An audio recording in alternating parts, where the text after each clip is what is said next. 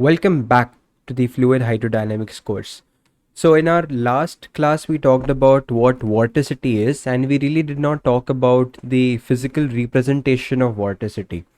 So today what we'll be doing is we'll be exploring certain vortex structures and vortex terminologies, and also certain mathematical derivations which we get from vorticity. Not derivations but like mathematical results.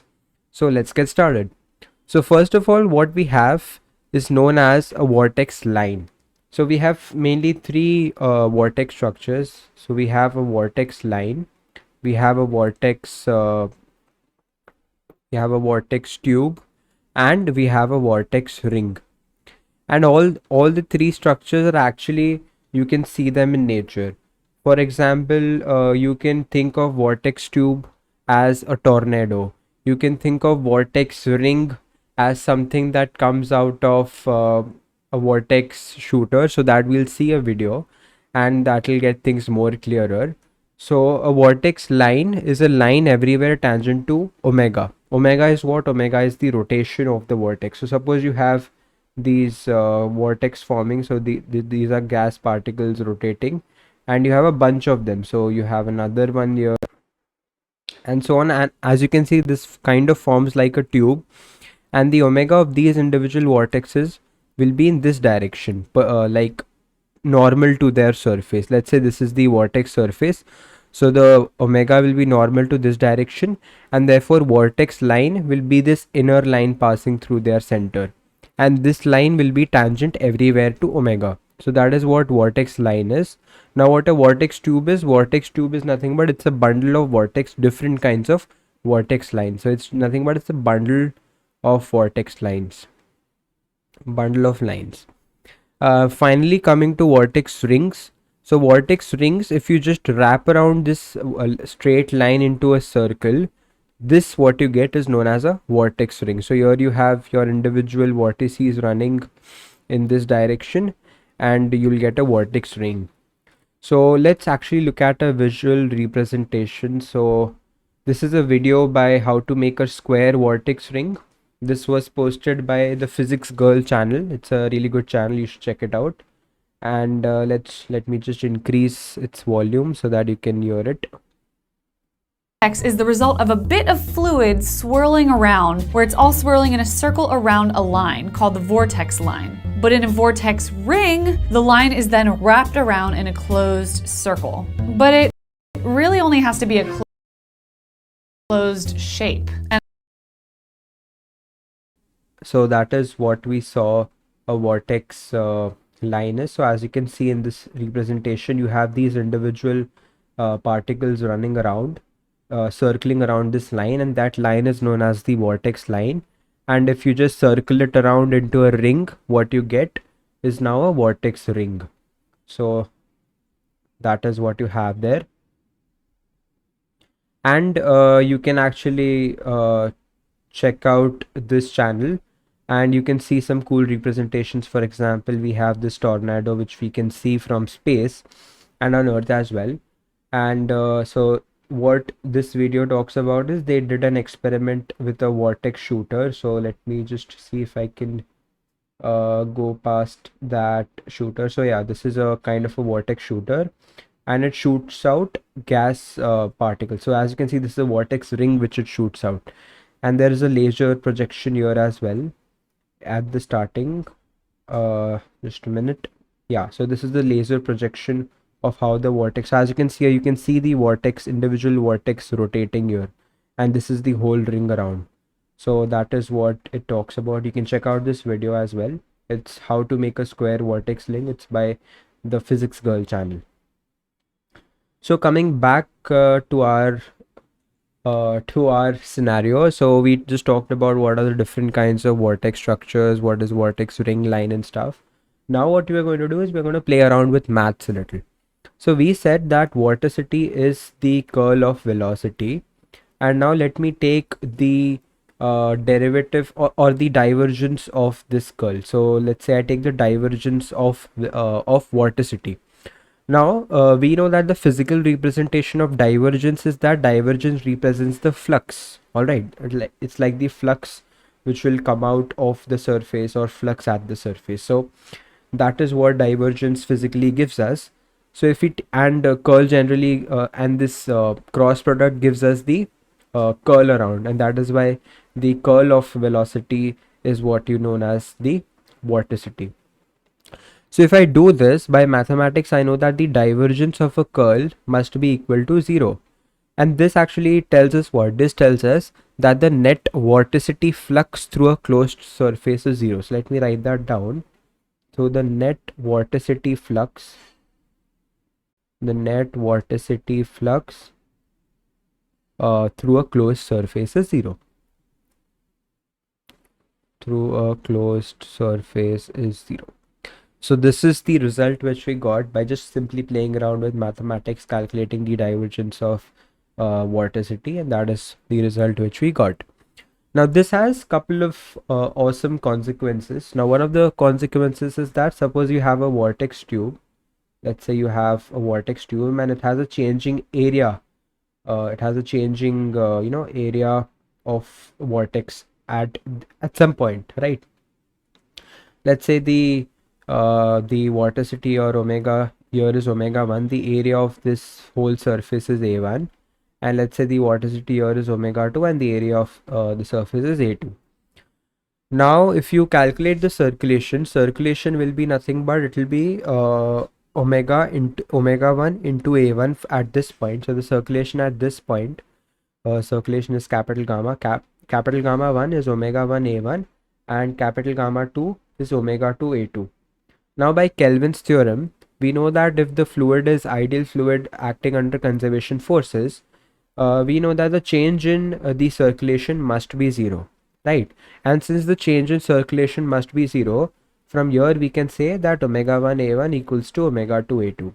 So this is a really good phenomenon which we just derived, and this you must have seen in your 11th and 12th grade as the continuity equation. Of course, now the continuity equation looks a little complex, but this is what we had dealt with in our 11th and 12th class. So this is where it comes from. This is the actual root of it.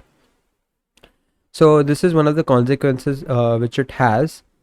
And in a similar way, suppose you have a vortex tube like this, and the vortex tube undergoes something known as vortex stretching. Vortex stretching means just like suppose you are holding, let's say this is a rubber band. If you pull this from both the sides, the rubber band will of course extend, but if you have looked closely, the area of cross section of the rubber band will also decrease.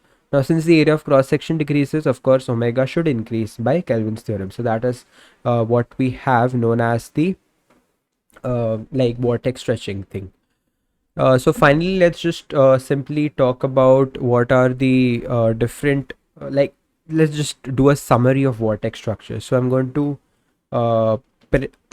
to copy down a diagram here, and so here we have our diagram. So this is a vortex structure diagram. It could be a ring if I close it, or it could be vortex line, vortex tube, whatever. So what we have here is vortex ring. So let's talk about, this is a vortex ring. So the vortex ring length will be 2 pi r, right? It's just the circumference. So it's vortex ring length this is the vortex ring length. The cross section area will be area is equal to pi r square. This is small r here. That is the cross sectional area. The vortex ring volume will be area into L. So you're just simply adding this area throughout the length to get the total vortex ring volume. So this will nothing be A into 2 pi r, because length is 2 pi r. So that is what you have about vortex ring volume. Vorticity of course will be the curl of velocity. So this is omega is equal to curl of velocity. And circulation by Kelvin's theorem, you must have that the circulation is constant. The change in circulation must be 0, which of course means that the circulation is constant, and the circulation is also equal to omega into A. So these are the things which we need to keep in mind.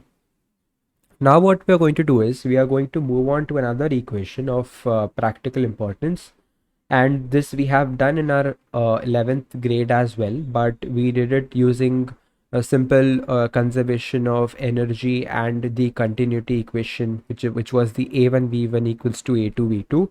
But now what we are going to do is, since we have the Navier-Stokes equation, we are going to do some mathematical manipulations in the Navier-Stokes equation to derive the Bernoulli's equation. And this Bernoulli's equation which we are deriving currently, this equation is for steady and ideal rotational flow. So this is for steady, ideal and rotational flow. Now by steady flow you can just think of it as that the individual particles which you have, for example you have a flow like this is a flow vector which I've drawn. Now what a steady flow is that if I select any one point over here, this point's properties do not change with time. That is the pressure at this point, the density at this point, the particle velocity at this point all remain constant. They do not change with time. Now this I'm talking about this point. Of course, if I move on to this point, the velocity and different things could be different. But the main point is that all the quantities which I get for a particular point are only a function of space and not a function of time. So that is what steady flow is. They are only a function of space, only a function of space.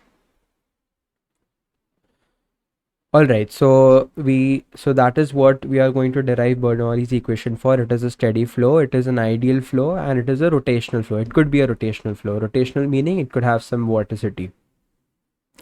So what we know is that for a viscous flow, we have the pressure as a function of a velocity, which we have seen this. But for our case, and this will of course be a vector equation because you'll get different directions for different velocity vectors. For our case, we are removing the viscous flow. So this is for viscous flow. And since we are assuming ideal, viscous now, again, it's viscous flow.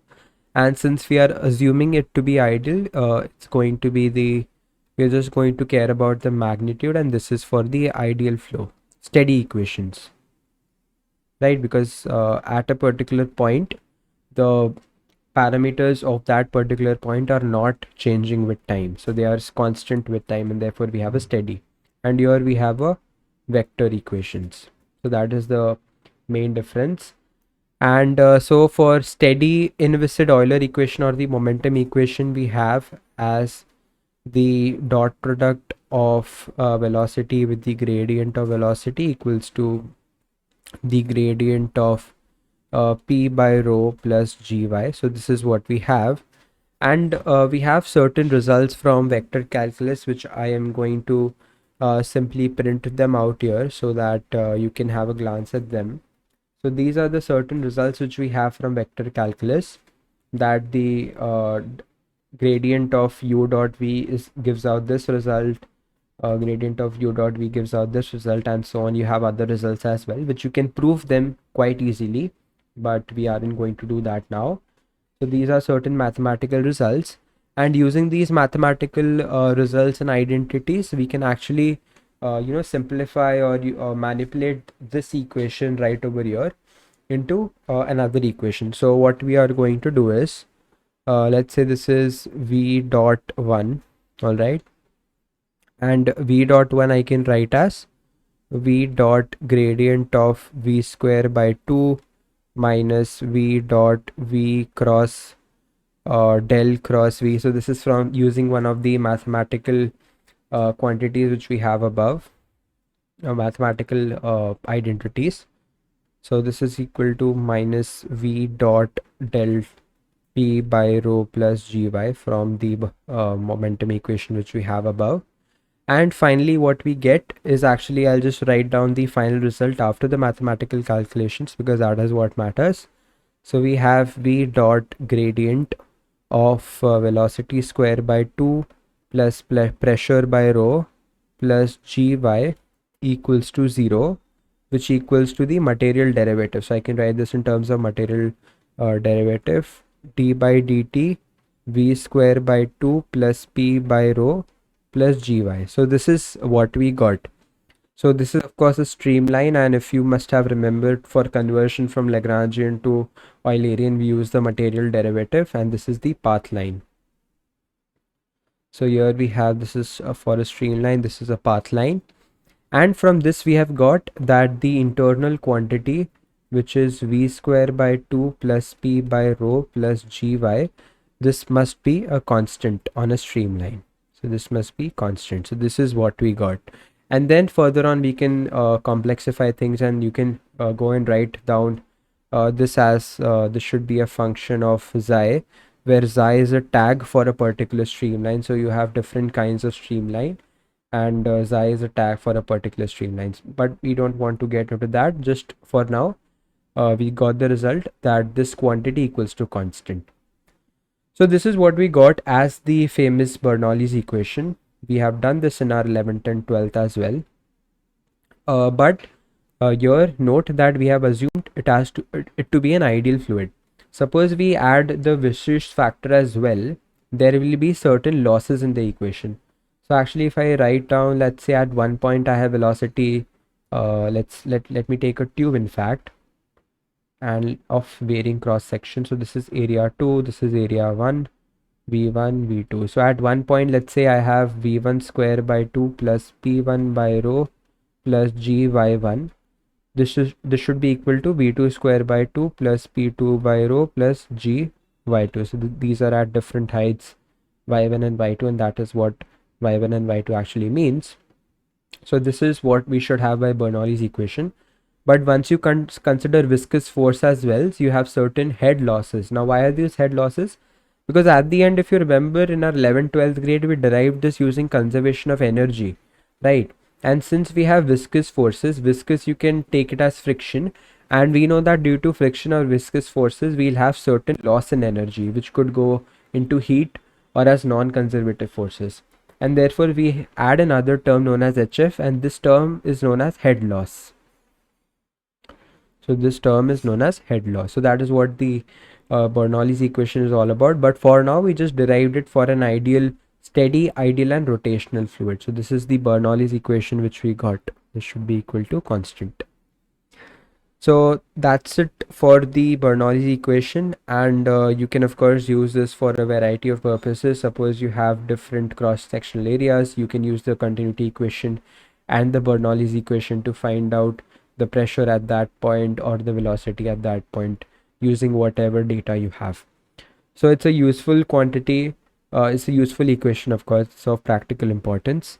And in our next lecture, we'll talk something more about the vorticity equation. So we just know that the vorticity now is v cross, the curl of velocity, but we'll also look at the vorticity equation. We'll apply the curl to the Navier-Stokes equation and then see what all results we get.